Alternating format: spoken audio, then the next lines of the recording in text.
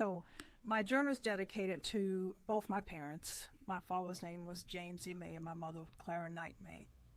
And I put to both of whom are deceased, together individually. They bestowed upon me an invaluable gift of wisdom through their words.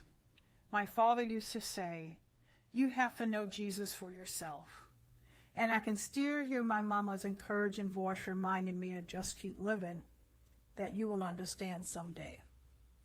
These profound statements ignited a spark, a sort of curiosity within me to explore my faith, to learn, to grow, and connect in community with others. Their teachings have really shaped my life. They've shaped who I am in ways that I can't count any longer. And so I'm inspired by the legacy they left in me of faith. But I also understand that this legacy needs to endure another generation. And so my voice is so important, not just for those who listen to this podcast, but even for my children. And so here's the acknowledgement that will be in my reflective journal that really should come out sometime next month. My husband, who has unwavered support for most things I've done our entire marriage, and he's allowed me to pursue who God intends for me to be in ways that I've pursued that. And so here's my acknowledgement to my children. I said, to our blended, blessed, and cherished family of 4 adult children and 2 wonderful granddaughters, I am grateful for each of you just for being yourself. When I asked my children, share your thoughts on who I am as your mother and as your moms, because our boys are overseas, your words touch my heart. Here's what my children have to say about me. Mom, you're resilient. You're loving, faithful, graceful, witty, persistent, understanding, and always caring. You are intentional, thoughtful, nurturing, reflective, supportive, kind, active, and intelligent. I thought, intelligent? Really? To my entire family, every endeavor I undertake is fueled by a desire to grow into a better human being, a better sibling, mother, and wife. Thank you for your love and encouragement. I know. So It's so beautiful, right? Because you are living the full expression of hours and hours and years oh yeah, yeah. of unquantifiable effort, energy, and love to those people that you love the most in the world. And what does it mean to you, if you had to put words to it, to actually get that as a result of everything you put in? Because that's what we hope for as a mom. We hope that that's actually it. But I want to know what it feels like when that comes to fruition, because it's this journey that there's adversity. There's moments that are easy, but there's a lot of moments that are hard. There's a lot of moments that are unknown. Yeah. There's a lot of moments that are discouraging. Yeah, overwhelming. Overwhelming. Yeah, just like you're underwater and you just can't catch a breath. So how does that turn into this? So, gosh, as the text came in, because I text each one of them individually, I'm reading these texts and I'm thinking, oh my goodness, it wasn't exactly what I expected. I was actually overwhelmed with gratitude, with gratitude for the journey. No matter how difficult the journey has been, through divorce, through moving, through jobs, through it all, I felt such an overwhelming sense of gratitude that this is what my children could see in this quarter of my life. So gratitude, just complete and total gratitude. And then I thought it was all worth it.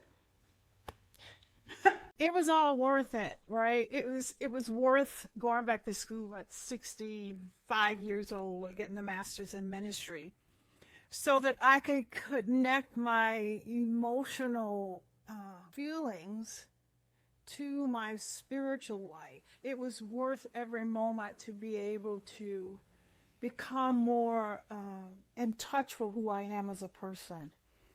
And it was worth it that in this journey, I can be authentically who I am and not apologize for it. And that I could display love to my children and say it without hesitation. And that they know that their mom is witty and smart, intelligent, and active and outgoing. I could do all those things at the age of almost 68 in another week. And be okay. It was like having my end-of-life celebration while I'm still living. Right? Like receiving the best bouquet of flowers. Yeah. So I just thought this journey has been all worth it, because if it's not for what adversity teaches us, we don't ever get to that place. Yeah. Because we're not living to our true selves. We're not living to the person that God has created you to be. And so, and part of the reason why I wrote the reflective journal is really so people could see the alignment in our emotional health, our emotional wellness, and see it in the light of Jesus, the person of Jesus, right? And so I've said this before, but this really changed how I looked at my own emotions, because I could see it in the person of Jesus. When he wept at Lazarus' death, right? When he showed anger at the temple gate, right? It was almost like he was giving me permission in my own spirit to weep.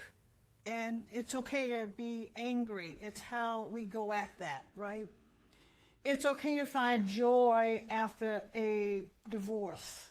And it's okay to be joyful as a blended family with my children. As my oldest son said, Mom, you're intentional. So I was intentional in connecting this family unit that have come through divorce. But I could be joyful in that moment, right? And it's okay for me to have mixed emotions around divorce and blending my family together. And it's okay that I suffered along the way, because Jesus suffered. He embodied that for us. But I also had to be determined to make it, right? Jesus was determined that he was the Son of God, right? Yeah. So it was, and it's okay to be compassionate and show empathy and be sad. And all of those things were okay, because we're all human. Yeah. And it's okay to make a mistake, because we're forgivers, right? There's so much in what you said. Yeah. And there's a specific emotion that I wanted to talk about in relationship to grief and resilience and adversity, and that emotion is anger. And I think sometimes as women, and I think sometimes as Black women, we are discouraged from that because we're labeled in a certain way. It's not socially acceptable or polite. And I think even generationally, there's been movement in some of that. And so kind of circling back to what we talked about at the beginning, maybe we weren't shown acceptable examples or acceptable modeling of anger that could be productive in our healing. And so I want to talk about how anger can actually be productive in our healing process. Well, you know, first and foremost, we have to look at anger as a natural response, right? So don't make being angry something rare, something that shouldn't happen, right? So if we're healing, there's room to be angry, because we are human, and it's a part of our response, right? So I am very cautious in that angry state, right? Sometimes we have to be aware, just like the emotion of tears coming up, we have to be aware that our body is responding to something that's making us angry. For a reason. It's just inward feelings. Okay. Feeling that. So it goes back to self-awareness in the end, right? So we become self-aware of what the body is telling us. And then we should be careful about what we say in those moments, right? sometimes speaking is not the best solution when we're angry. Sometimes we may just need to go inward, quiet, analyze why I'm feeling that way first, and is there something here that I need to work on, the reason why this thing is making me angry. Because let's face it, again, our emotions come from the inside of us, right? You can't really make me angry unless I allow you to make me angry. And so what am I going to do with that emotion that I feel internally? How am I going to deal with what I'm feeling? Am I going to allow myself to have an outburst to embarrass myself first, right? Or am I going to try to manage this process, manage what I'm in the middle of here? And so what I've really learned in my angry moments is I've had outbursts, and it's a disaster, right? I regret opening my mouth. I regret the things that I said. What I learned from that anger is to quiet myself. Right? To hear what it's trying to tell. Hear what it's trying to tell me. Yeah. I found that anger is one of those emotions that, especially if you feel it strongly, and if you feel it repeatedly about the same thing, it's a signal trying to tell you that something is off for you. It's not about turning that to outward and making it someone else's fault. It's about why is this thing causing me to have such a negative emotion? Or what do I need to change about myself, about my situation? It's kind of like a signal around alignment, maybe. Yeah, well, and really, it's about taking self-responsibility, right? Like, if there's a situation that arrive around anger, then what is my responsibility in the conversation? Yeah. Not that person made me angry. No, you allow that person to make you angry. It's how you respond to the anger that matters.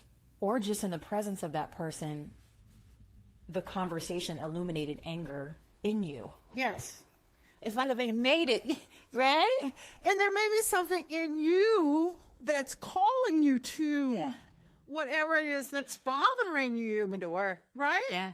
This anger is calling me home to myself. Yep. And that's all you know about alignment. Yeah. Yeah. Yeah. It calls you. And so I think in this journey, the largest, most remarkable change that I've made is just taking responsibility for my own peace, my own joy, my own pain, how I process it, my perspective about it, my perspective on anger, my perspective about what you allow people to do.